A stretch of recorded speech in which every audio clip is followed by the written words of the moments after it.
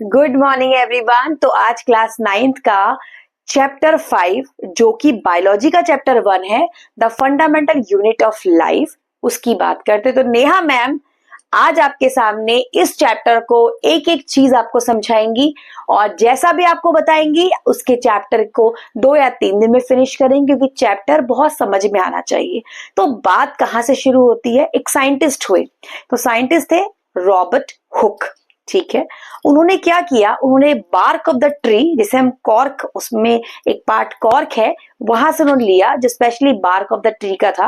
उन्होंने देखा कि जो कॉर्क थी वो उसमें बड़े छोटे छोटे, मतलब ऐसा लग रहा था कि कॉर्क को जब उन्होंने अपने बनाए हुए माइक्रोस्कोप में देखा तो उन्हें ये लगा कि बहुत छोटे छोटे छोटे छोटे छोटे छोटे ऐसे कोस्टर है जो उन्होंने हनी बी में देखे थे। जैसे हनी बी होती है ना, शहद की मधुमक्खी जिसे बोलते हैं, उनके जो हनी कॉम्ब होता है, पूरा हनी बी का जो घर बना होता है, बिल्कुल वैसे छोटे छोटे छोटे छेद थे उस कॉर्क पे।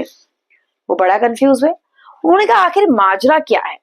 उन्होंने ये कहा कि हमारा पूरा बॉडी जो होती है उसमें भी अलग अलग तरीके के कंपार्टमेंट होता है, यानी हमारी बॉडी के जो पार्ट हैं वो भी कहीं ना कहीं पर वो स्मॉल स्मॉल स्मॉल स्मॉल कोष्टक जिसे बोलते हैं, कॉलम जिसे बोले, इतने छोटे छोटे कंपार्टमेंट होते हैं जिससे पूरा हमारा शरीर बनता है। और सबसे बड़ी चीज ये होती है कि अगर यूनिसेल्युलर है तो उसमें 1 होगा और मल्टी सेल्युलर है उसमें बहुत सारा होगा। ठीक है, ये कहानी धीरे धीरे आगे बढ़ी। काफी गहन अध्ययन वाले हमारे साइंटिस्ट थे और इस चीज को वो आगे बढ़ाते हुए ले गए। जब रॉबर्ट हुक ने देखा कि जो उन्हें कॉर्क की स्टडी करी, जो कि हनी बी के कॉम जैसा यानी उनके छत्ते की तरह दिख रहा है, तो उन्होंने क्या करा, उन्होंने ये बोला कि जो ये छोटे छोटे हमारे जिसे हम बोलते हैं एक रूम बना हुआ है, इसको उन्होंने छोटी छोटी यूनिट्स को उन्होंने क्या बोला, सेल बोला। बिल्कुल ठीक है। उन्होंने कहा कि पूरा का पूरा एक कॉर्क बनने में डिफरेंट डिफरेंट डिफरेंट डिफरेंट यानी कई सारी सेल्स, जिसको उन्होंने खाली एक जो खाली पार्ट था, यानी जिसको हमने बोला कि जो बॉक्स यानी बीच बीच में बने हुए थे, उस पार्ट को उन्होंने बोला कि ऐसे ही उसको एक सेल नाम दिया। उन्होंने कहा जैसे कॉर्क बहुत सारी सेल्स के मिलकर बना है, वैसे ह्यूमन बॉडी में डिफरेंट टाइप की चीजें हो रही है और यूनिट यानी एक छोटी यूनिट यानी एक छोटा पार्ट जिसे मैंने सेल कहा है, वो ही क्या करता है, पूरी बॉडी बना रहा है। अब होगा क्या, आगे जाके स्टडी होती चली गई। तो हमने सबसे पहले जिन्होंने बताया था कि पूरी जो हमारी बॉडी है, ह्यूमन बॉडी, उसका जो भी काम उस छोटे से सेल में हो रहा है, फंडामेंटल यूनिट ऑफ लाइफ है। ठीक है, सेल यानी छोटा, और बहुत सारी हमारी ह्यूमन बॉडी में अलग अलग तरीके की सेल्स होंगी। मल्टी सेलुलर है तो सेल अलग होंगी, यूनिसेलुलर है तो एक सेल होगी। ठीक है, तो उन्होंने कहा कि लाइफ कोई भी है वो छोटे छोटे छोटे बॉक्सों से मिलकर बनी है, जिसको सेल बोला गया। अपने ही एक माइक्रोस्कोप से उन्होंने देखा। अब धीरे धीरे ना वो समझदारी में और आगे बढ़ते चले गए और अब देखिए उन्होंने क्या करा। तो जब ये स्ट्रक्चर हम लोग कभी स्टडी करते हैं तो होता क्या है कि स्टडी करते समय सबसे इंपॉर्टेंट चीज है कि साइंटिस्ट कोई भी बात ऐसे नहीं कहते हैं, वो हमेशा उसको एक्सपेरिमेंट करते हैं, ऑब्जर्वेशन करते हैं, फिर इन्फेरेंस निकालते हैं यानी रिजल्ट निकालते हैं। तो रॉबर्ट हुक ने क्या किया, उन्होंने अपने माइक्रोस्कोप में एक चीज चेक करी। उन्होंने एक अनियन पील लिया, यानी अनियन लिया, अनियन के उसमें से अनियन को पील किया, उसकी जो बाहर की स्किन होती है उसको अंडर माइक्रोस्कोप में देखा। अपने माइक्रोस्कोप में जब अंडर माइक्रोस्कोप इसे देखा गया तो उन्होंने क्या देखा कि जो अनियन पील थी उसकी हर एक यूनिट, छोटी छोटी छोटी स्मॉल स्मॉल यूनिट, इन्होंने कहा ये स्मॉल स्मॉल यूनिट क्या है, सेल्स हैं। यानी इतनी सारी, देखो एक यूनिट ये, वो 2 यूनिट ये, 3 ये, 4 ये, 5 ये, 6 ये, 7 ये। तो अभी आप ब्लैक वाला मत देखना, इसकी बात बाद में आती, अभी सिर्फ ये देखना रूम जैसे जो बने हुए हैं। तो इन्होंने कहा कि हर एक स्मॉल स्मॉल यूनिट को इस तरीके से बना बना के इसको उन्होंने कहा कि पूरा स्ट्रक्चर तैयार हो रहा है। तो वही जो स्मॉल यूनिट है वो क्या कहलाई, सेल बनाया, और सेल ने क्या करा, पूरा का पूरा एक स्ट्रक्चर तैयार किया। तो क्या कहा रॉबर्ट हुक ने बोला कि चाहे वो सिंगल सेल है चाहे मल्टी सेलुलर है, हर कोई स्मॉल यूनिट्स मिला मिला के यानी सेल मिला मिलाकर एक बिग यूनिट पे चेंज होती है, यानी एक छोटी सी यूनिट बड़ी यूनिट बनाती है। ठीक है, वो चीज हमारी हो गई। अब मेन चीज क्या है कि जब इन्होंने अंडर स्कोप में, जब ये माइक्रोस्कोप में स्टडी कर रहे थे, उसी वक्त इन्होंने तो ये लेयर बता दी, बाद में हमारे एक साइंटिस्ट आए जिनका नाम था रॉबर्ट ब्राउन। Robert brown. अब आप लोग पूछेंगे कि इनकी स्टडी में इनका क्या काम? बहुत काम है। जब एक जना स्टडी करता है तो कहीं ना कहीं उसमें दूसरा भी स्टडी करता है फॉर बहुत सारी चीजों के लिए। कोई अपने इंटरेस्ट के लिए करता है, कोई उसमें और भी चीजें जो होती है ढूंढने के लिए उसमें करता है। बहुत सारे रीजंस होते हैं। तो अब क्या कहा हमारे रॉबर्ट ब्राउन ने, उसको सुनते हैं। चलिए, यहाँ पर बात हमारी रॉबर्ट हुक जी की तो खत्म हुई। उसके बाद क्या हुआ कि जो रॉबर्ट हुक ने एक प्रिमिटिव माइक्रोस्कोप था, स्टार्टिंग में माना आप कोई चीज बना रहे हो, एक सिंपल है। उसके बाद जो ल्यूवेनहुक आए थे, ल्यूवेनहुक ने भी अपना एक माइक्रोस्कोप बनाया, थोड़ा सा रॉबर्ट हुक जी से अपना एडवांस लेवल पे। तो उन्होंने भी ये चीज बनाया, और जब ये चीज बनाया तो उन्होंने भी फ्री लिविंग सेल्स को कहां पर देखा? पॉन्ड में देखा। वो भी हुई बात। अब धीरे धीरे सबने सेल के बारे में थोड़ा और स्ट्रक्चर बनता गया। उसके बाद एक साइंटिस्ट जिसके बारे में बता रही हूँ, रॉबर्ट ब्राउन। जब रॉबर्ट ब्राउन जी आए तो रॉबर्ट ब्राउन ने 1831 में क्या किया कि जो ये सेल्स थी उनको माइक्रोस्कोप में देखा, और ये देखा कि ये सेल तो है ही, और हर एक यूनिट में, जिसको हमने एक एक सेल कहा, ये हर एक यूनिट के एक सेल में बीच में एक न्यूक्लियस है। It is the main life, यानी न्यूक्लियस किसी भी लाइफ यानी किसी भी सेल का मेन पार्ट है, सेंटर पार्ट है। ठीक है, ये बात रॉबर्ट ब्राउन ने करी। उसके बाद भी बहुत सारे साइंटिस्ट आए।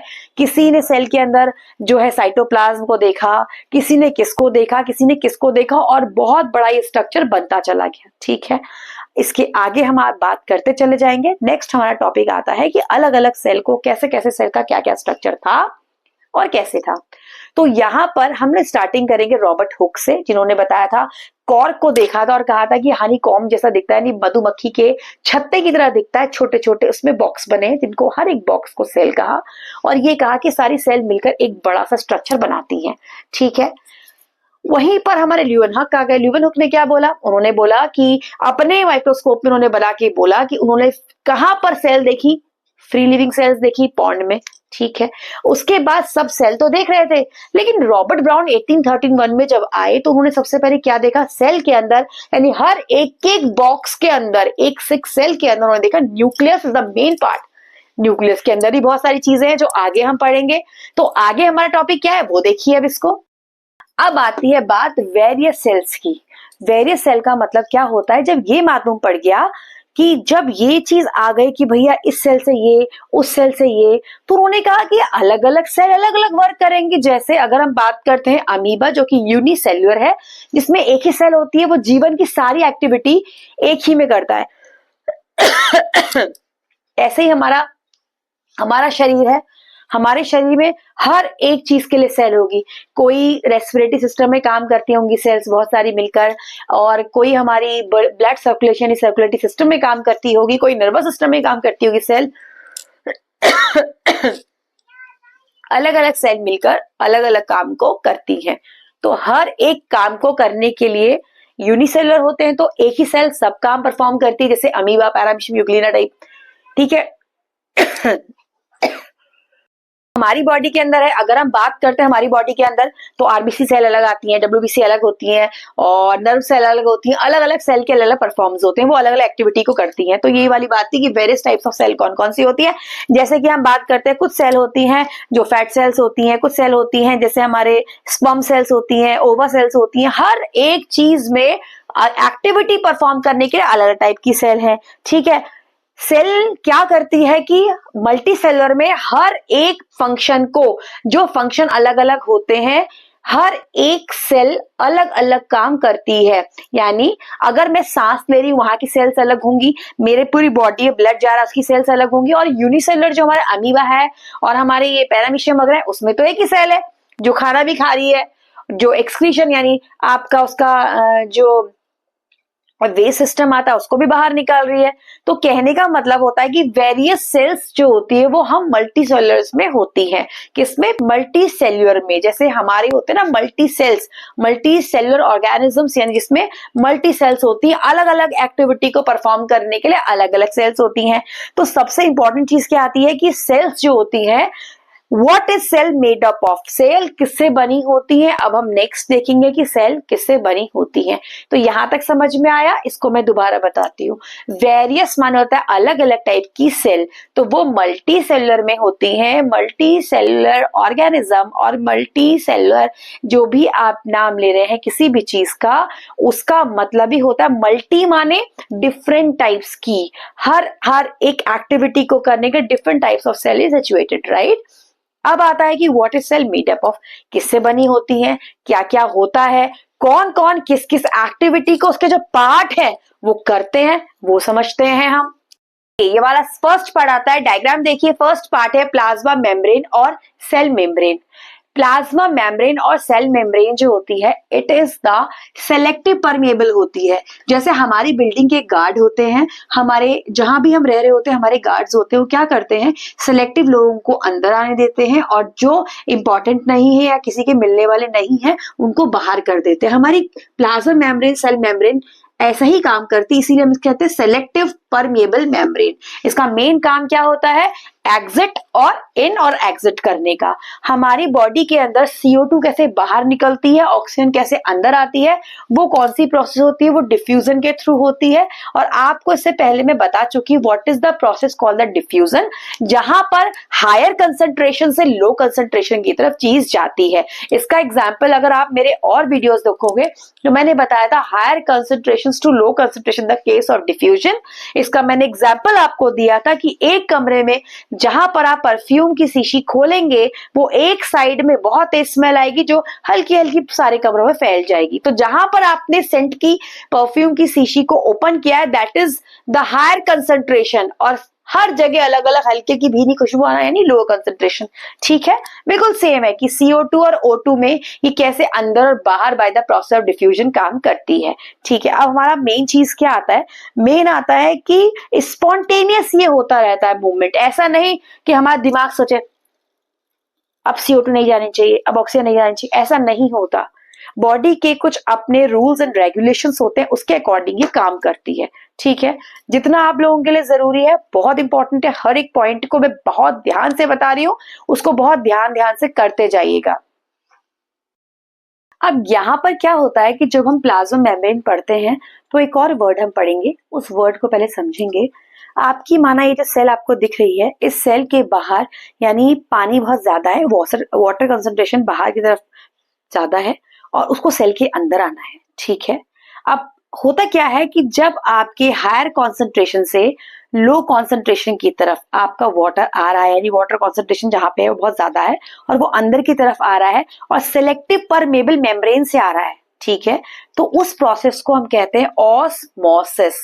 ठीक है, क्या कहते हैं, ऑस्मोसिस, यानी water in the higher concentrations to be a low concentration, यहाँ की तरफ फ्लो कर रहा है, ये हमने मान लिया। यानी सेल जहां पर है वहां पर अंदर पानी कम है और बाहर पानी ज्यादा है, तो वो क्या करता है, अंदर की तरफ लेता है किसको, यानी अगर ये सेल है तो वाटर अपने आप ऑटोमेटिकली अंदर आएगा, सेमी परमेबल मेम्ब्रेन से आ रहा है, that is called we are saying the osmosis. क्योंकि osmosis higher concentrations to low concentration होता है किसमें, बाय सेलेक्टिव परमेबल मेम्ब्रेन में, इसीलिए हमने इस प्रोसेस को यहाँ पर ऑस्मोसिस का है।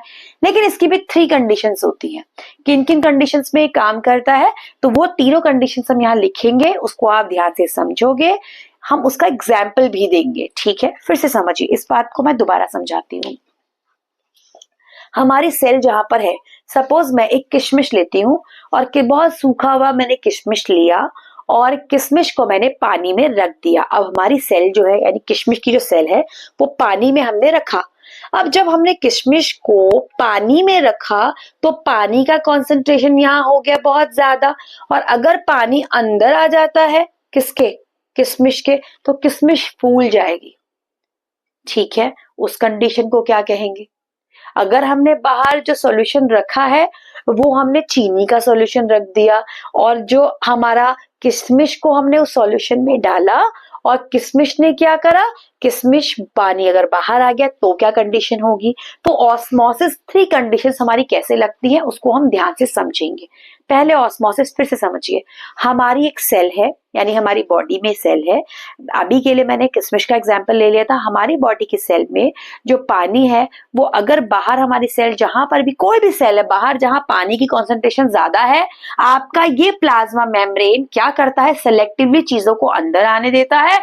अगर वाटर कॉन्सेंट्रेशन हायर से अंदर लो में आ रही है बाय सेमी परमिएबल मेम्ब्रेन, तो उस प्रोसेस को हम ऑस्मोसिस कहते हैं। अब होता क्या है, डिफ्यूजन में भी हायर कॉन्सेंट्रेशन से लो कॉन्सेंट्रेशन में जाता है, पर कोई मेम्ब्रेन नहीं है, परमेबल मेम्ब्रेन डिफ्यूजन में नहीं होती। और ऑस्मोसिस का रीजन ही होता है कि जैसे इसमें परमेबल मेम्ब्रेन है वही चीज आपकी आ गई, इसलिए हमने इसे ऑस्मोसिस कहा। अब 3 टाइप से ऑस्मोसिस कैसे हो सकता है वो देखिए।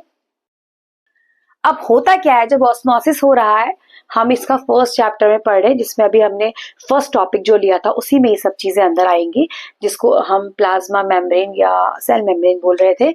उसी में हमने ऑस्मोसिस की प्रोसेस बताई थी। फिर हमने ये भी कहा था कि ऑस्मोसिस में एक्चुअली 3 प्रोसेस हैपन हो सकती हैं। जैसे फर्स्ट वन, हाइपोटोनिक सॉल्यूशन। हमने एक एनिमल सेल या प्लांट सेल कोई भी ले ली और हमने उस एनिमल और प्लांट सेल को, suppose for take an example, हमने एक बाउल लिया, उसमें वाटर भरा और यहाँ पर हमने एक एनिमल या प्लांट सेल ले ली। ये सपोज हमारी सेल है, ठीक है।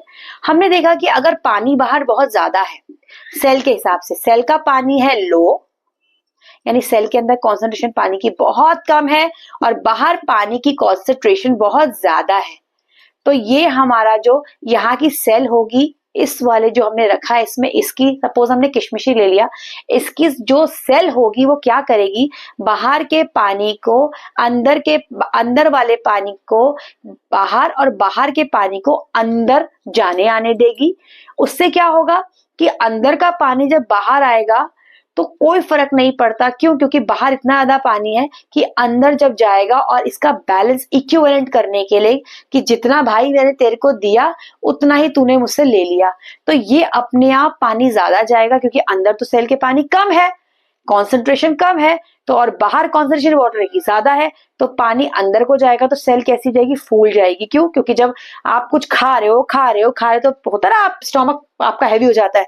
ऐसे हो गया आपका हाइपोटोनिक सॉल्यूशन जिसमें कॉन्सेंट्रेशन ऑफ वाटर की बाहर ज्यादा थी। अब सपोज सेकेंड एग्जाम्पल लेते हैं। सेकेंड एग्जाम्पल में अगर आपकी सेल एक ऐसे सॉल्यूशन में रखी गई है जिसकी कॉन्सेंट्रेशन, यानी बाहर वाले कॉन्सेंट्रेशन, वो आपकी सेम है सेल की कॉन्सेंट्रेशन के, यानी जो भी मटेरियल आपने बाहर लिक्विड ले रखा है उसकी कॉन्सेंट्रेशन और आपके सेल के अंदर की कॉन्सेंट्रेशन सेम है, उस केस में ना तो ये आपकी जो किशमिश है वो मोटी होगी, ना आपकी किशमिश पतली होगी, ये as it is same size की रहेगी, यानी ये सेम रहेगी क्योंकि कॉन्सेंट्रेशन दोनों तरफ बराबर है। जितना वो सॉल्यूशन अंदर गया उतना ही बाहर आया, बात बराबर हो गई, ठीक है। थर्ड केस में क्या है, हाइपरटोनिक सॉल्यूशन के लिए क्या है, in case of hypertonic solution में क्या है कि सपोज फॉर एग्जाम्पल आपने दोबारा से आपने किशमिश लिया और उसके बाहर एक ऐसा सॉल्यूशन ले लिया, बहुत ध्यान सुनिएगा जो मैं कह रही हूं, उसके बाहर एक ऐसा सॉल्यूशन ले लिया जिसकी कॉन्सेंट्रेशन लो थी और अंदर वाले किशमिश की कॉन्सेंट्रेशन हाई थी। उस केस में जो अंदर किशमिश के अंदर मटेरियल था वो बाहर आ जाएगा और होगा क्या कि आपकी जो ये किशमिश थी वो क्या कर जाएगी, एकदम से सूख जाएगी, पिचक जाएगी और क्या हो जाएगी, श्रिंक कर जाएगी, ठीक है। तो फर्स्ट में क्या था, हाइपोटोनिक सॉल्यूशन जहां पे कॉन्सेंट्रेशन ऑफ बाहर के एनवायरनमेंट की ज्यादा थी। आइसोटोनिक माने होता है, आइसो माने सेम, जब कॉन्सेंट्रेशन सेल की और बाहर वाले एनवायरनमेंट की सेम होती है तो कोई फर्क सेल में नहीं पड़ता। और थर्ड था, जब कॉन्सेंट्रेशन सेल की ज्यादा थी बाहर वाले की लो थी, उस केस में अंदर से, यानी जो आपने मटेरियल लिया था वहां से आपका जो कॉन्सेंट्रेशन के चलते वहां के जो भी अंदर मटेरियल होगा, आपका सपोज वाटर है या कोई मटेरियल है, वो बाहर आ जाएगा जिससे ये श्रिंक कर जाएगी। तो आज हमने फर्स्ट पढ़ा सेल मेम्ब्रेन और प्लाज्मा मेम्ब्रेन, जो कि सेल की सबसे आउटर मोस्ट मोस्ट जो थी लेयर थी, जो 3 तरीके से काम करती है, हाइपोटोनिक, आइसोटोनिक और हाइपरटोनिक। ये तीनों सॉल्यूशन हमने पढ़े थे। अब उसके बाद जो हम कल पढ़ेंगे वो हम पढ़ेंगे सेल वॉल। ये सेल वॉल, सेल मेम्ब्रेन हो गया, अब हमारी सेल वॉल की क्या क्वालिटी है, क्या चीज है, ठीक है, ध्यान से देख। तो आज हमने पढ़ा सेल को किसने डिस्कवर किया था, सेल के अंदर कौन से पार्ट को, जो न्यूक्लियस था उसको किसने डिस्कवर किया था, और सेल का स्ट्रक्चर हमने देखा। सेल का फर्स्ट हमने प्लाज्मा मेम्ब्रेन और सेल मेम्ब्रेन वो हमने पढ़ा। आज हमने जितना भी पढ़ा है उसको हम अच्छी तरीके से रिवीजन करेंगे।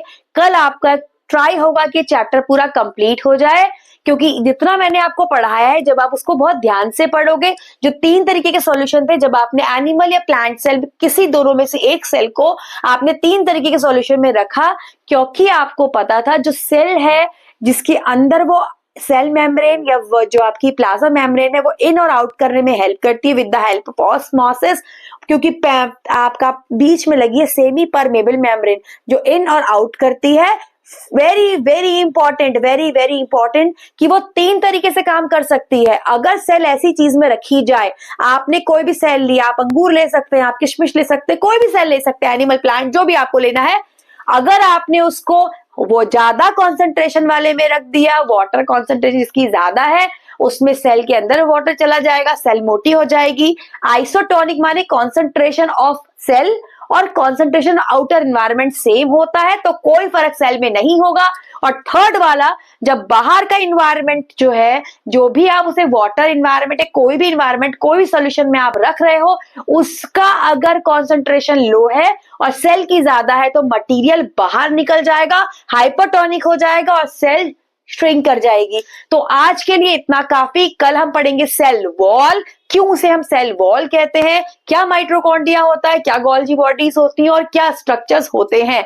तो कल के लिए आप लोग अपनी पढ़ाई को रेडी रखेंगे। नेहा मैम एवरीडे आएंगी, 9, 10, 11, 12, जिस बच्चे को भी जैसा क्वेश्चंस पूछना है एवरीडे आपकी क्लास लगेगी। एवरीडे मैं आप चीजों करूंगी। जल्दी से लाइक शेयर एंड सब्सक्राइब कीजिए ताकि मैं आप लोगों के important question for the examination भी दे सकूं, और आप लोगों को जहां समझ में नहीं आता है वहां मुझे डीएम कीजिए, सब चीजों को देखिए। फिर एक बात देखिएगा, यूनिसेलुलर में एक ही सेल होती है जो सारे एक्टिविटी परफॉर्म करती है। मल्टी सेलुलर में बहुत सारी एक्टिविटी के लिए अलग अलग सेल होती है, वो परफॉर्म द डिफरेंट एक्टिविटीज। तो कल तक के लिए दोबारा से कहूंगी, लाइक शेयर सब्सक्राइब करो अपनी नेहा मैम को।